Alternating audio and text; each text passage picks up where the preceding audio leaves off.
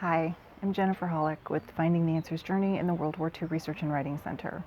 It is September 16th, 2018, although I'm kind of sitting in 1944 at the Operation Market Garden Airborne Camp in Zoen in the Netherlands.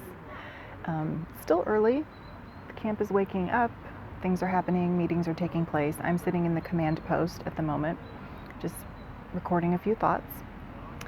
And I would like to share, if you've been following me, you've seen a lot of the pictures and a couple short videos that I've posted about Market Garden.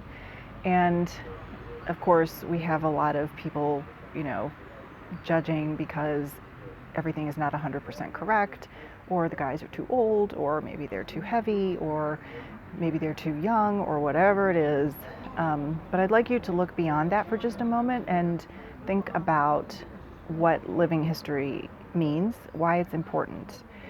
Now, while things may not be 100% correct all the time, there is a component here of education where people get to come in, they get to look at the artifacts, they get to look at the vehicles, they get to see the weapons, they get to touch these things, they get to talk to the reenactors to learn more about all of these items, maybe ask some questions about a soldier they're researching.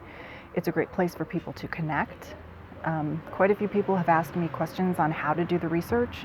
They have a name that they have in a Bible that was found and passed through their family, and they want to know who was the soldier. Was he airborne? Was he another unit? What happened to him? Did he survive the war, or is he buried somewhere over here? Maybe they can go visit him. It's also a place for networking. You meet a lot of people. I've met several people that I know on Facebook, and several have come up to me and said, "Jennifer Hollick," and I look at them like, I probably should know you, but right now I can't place you because we all look a little bit different on social media, the things that we post, pictures that we post of ourselves. So I've met a lot of people. It's been a great way to network and, expand my knowledge and talk to people about the research they've done. And, one thing that came up this weekend with a few different people was the concept of spirituality. And, what are we crazy if we sense a family member or someone from the other side? And, more in the Dutch culture, they're not, from my observation and what people have told me, there's a little bit less of that spirituality here.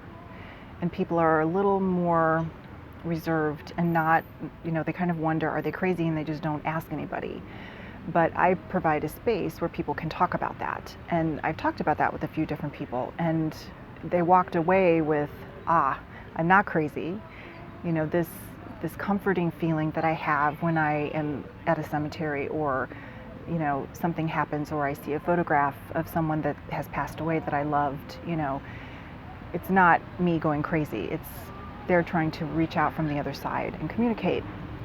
And so it's been really nice for me to be able to talk to people and, share my experiences, as crazy as they may be to some people, and to let them know that, whatever you believe, if you're feeling that comfort, or, the sense of peace, or whatever that nice feeling is when you think of that person that you loved who's now gone, there's nothing wrong with that, and you're not crazy.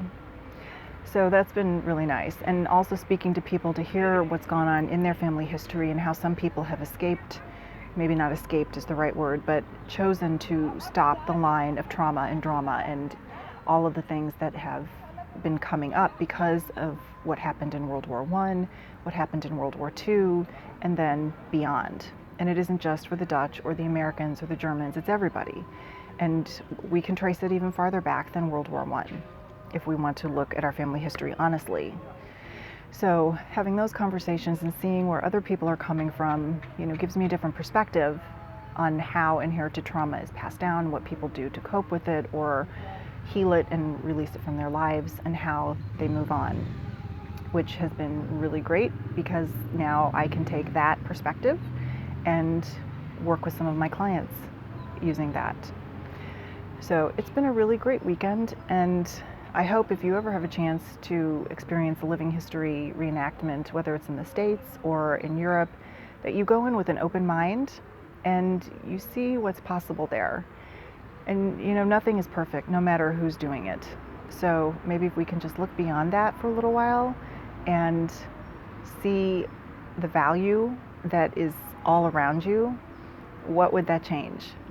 And how would that help educate the future and our children and grandchildren, and stop all the madness of war and hate and anger that seems to be ever growing in our world? So I hope that if you've been following me, that you've enjoyed the pictures and the short videos and learning a little bit more about what happens here. And I'll be definitely putting some more articles with photographs and things on my website and talking a little bit more about that. Thanks for joining us.